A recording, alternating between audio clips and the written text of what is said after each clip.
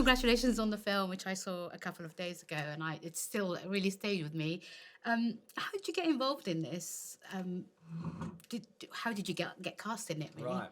Well, Richard Curtis knows me. I worked with him in The Boat That Rocked, many years ago, and we've kept in touch. And we've seen each other a few times. He's come over to LA, and so we're friends. And so when this came up, he had me in mind for this little optimistic guy that drives the van. So I just said yes. What's the process in getting to record it, like voiceover for things like this? Do you get a fair bit of artistic freedom of doing what you want to do, because you're known for your sort of the stuff that you do behind the scenes? So how much freedom did you get that, or did you have to completely stick to the script? Well, with this one, it's pretty much stick to the script.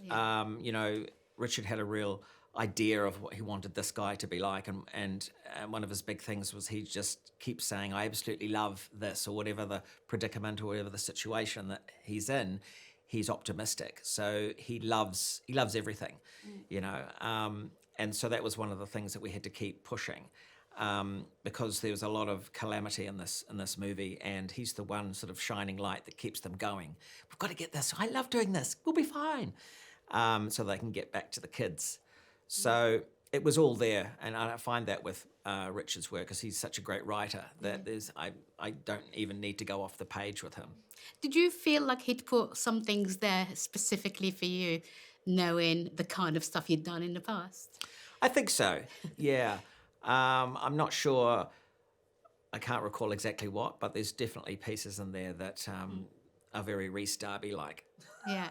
And would you say this is, having done this, I mean, would you be open to doing more stuff with Richard? Because his following is very specific. I mean, now that he is globally known, but his humour is very British, but you play very much a New Zealand character.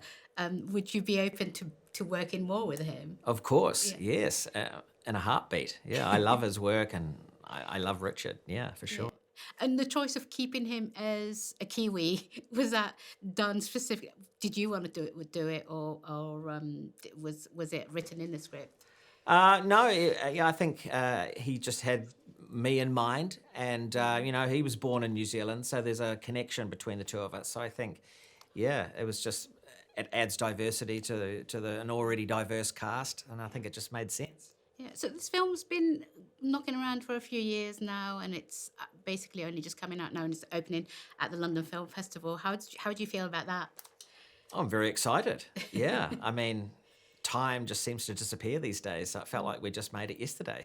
Yeah, and do you still remember everything? Like, whereabouts did you record them? I did a lot of my recording in New Zealand about 2 years ago, it felt like. Yeah. And so you only just getting to meet all the people who are in it now? Yeah, I still haven't met any of them yet. Yeah, oh, right. I'm looking forward to.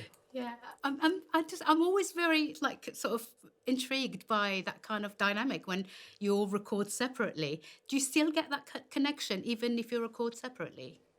Well, I think, yes and no. I think the best voice artists are used to doing that, and so that's part of our job, is to be able to connect even though there's no one there. And also Simon, who's directing it, is very good at, they do the off lines with you and things like that, and so you do connect with the voice, but of course you can't see them anyway, so it's just the magic of being able to do good voice work.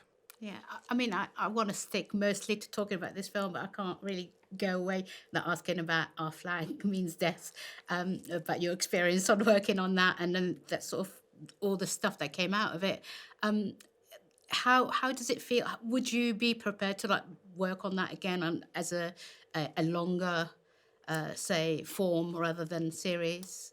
Of course, yes, absolutely. That was a fantastic role, and if it was ever to come back again, I would be jumping in with all boots and fancy coats. Oh, well, I mean, I think the fans of the series would be absolutely over the moon if it was made into a film, a feature film. So thank you so much for this conversation, and I really appreciate your time, and I absolutely love the movie. I think it's just really very positive outlook. Ladies and gentlemen, you're watching Hey You Guys! Hey You Guys! Hey, you guys. Hey, that's what they all say. Hey, you guys. Hey,